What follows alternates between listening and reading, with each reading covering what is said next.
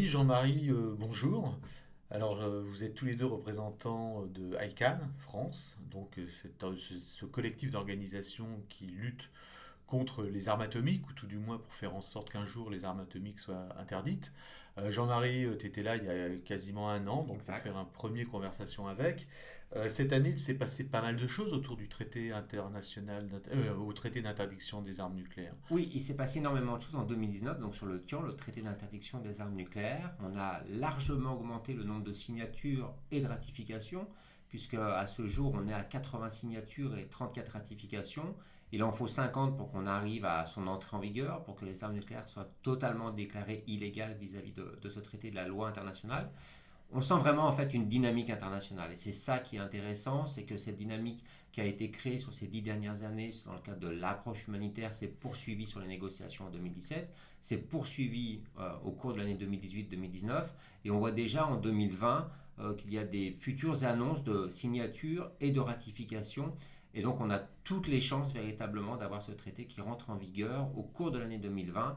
Donc c'est les 75 ans après Hiroshima, symboliquement ce sera extrêmement fort et c'est là-dessus qu'on travaille véritablement avec les États.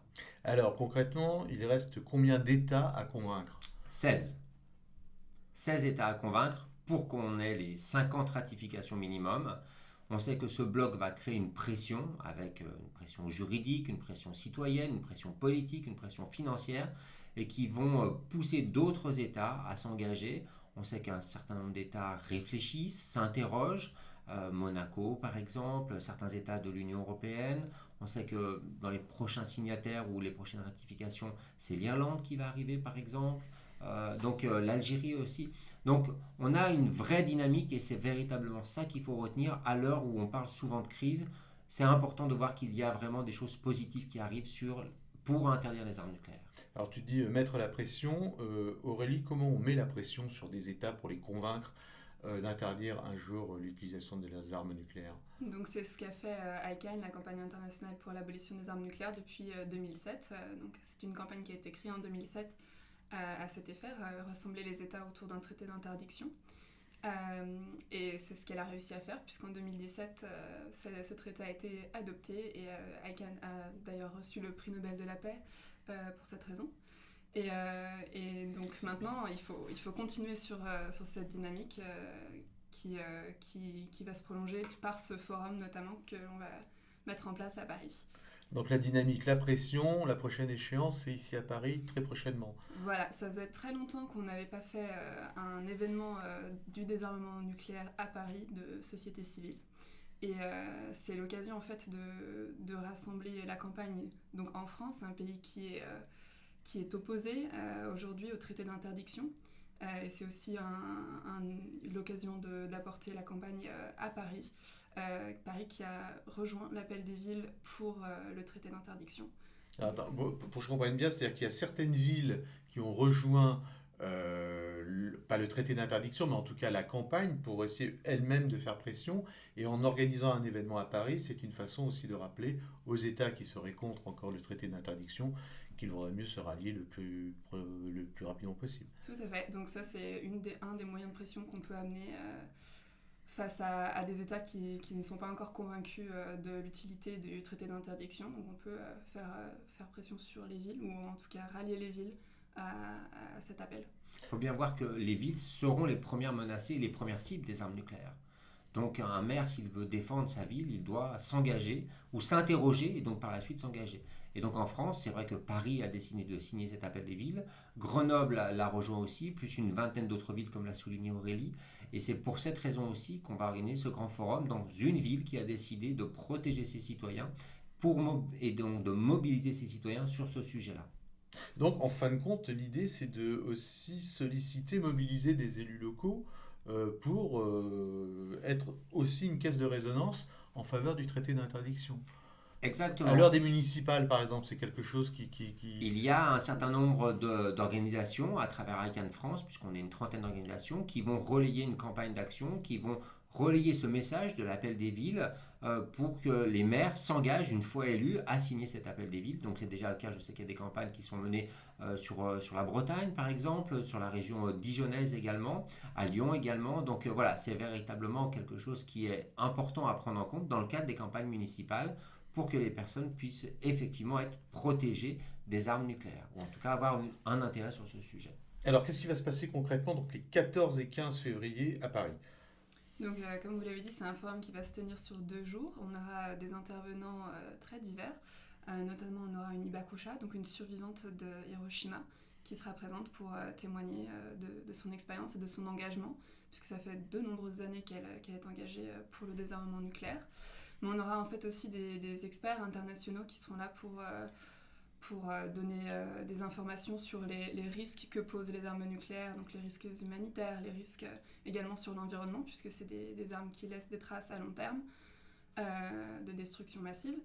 Et on aura également des intervenants français, de la sphère française. Donc on aura par exemple le général Norlin, qui est un général de l'armée de l'air qui a rejoint l'appel pour le désarmement nucléaire, après avoir été chef de cabinet militaire sous Michel Rocard et Jacques Chirac.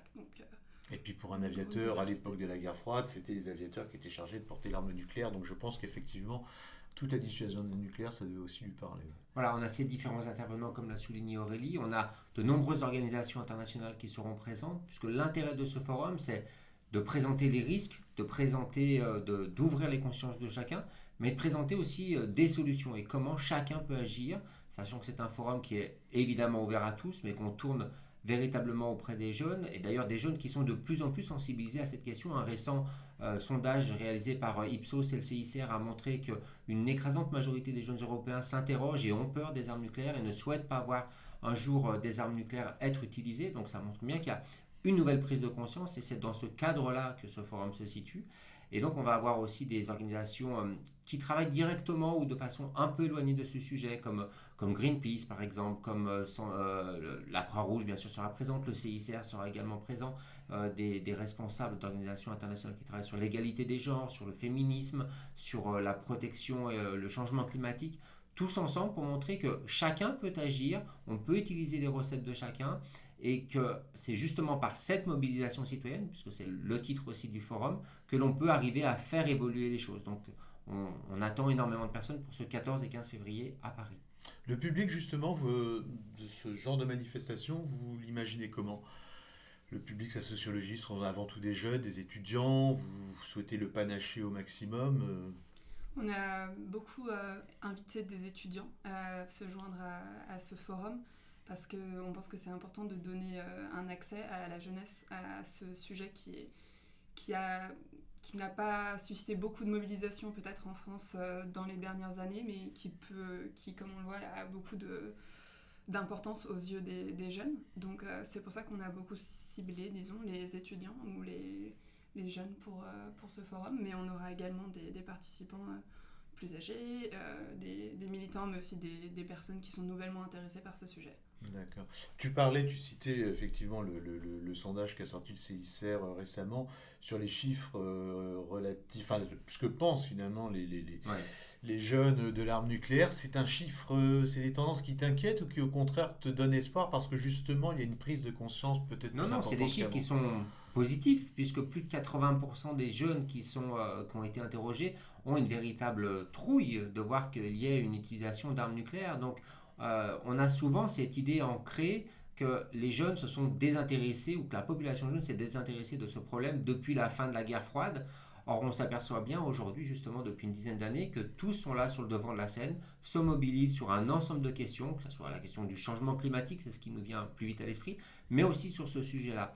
Et à travers ce forum, on va parler de ces deux mots MAEX, de ces deux grandes problématiques du 21e siècle, justement pour montrer qu'il y a malheureusement des liens et il y a aussi heureusement des solutions pour agir ensemble. Donc on aura des personnes, des jeunes Français de Youth for Climate par exemple, de Greenpeace, qui vont expliquer comment on peut être militant, comment on peut agir, comment on peut faire avancer les choses. Donc c'est vraiment un esprit positif, et pour montrer qu'il existe des solutions face à cette grande problématique internationale. Donc c'est résistance, mode d'emploi, les 14 et 15 à la salle Olympe de Gouges À Paris. à Paris. Bon, bah, merci à vous, puis on va se voir à ce moment-là. Merci beaucoup. Merci.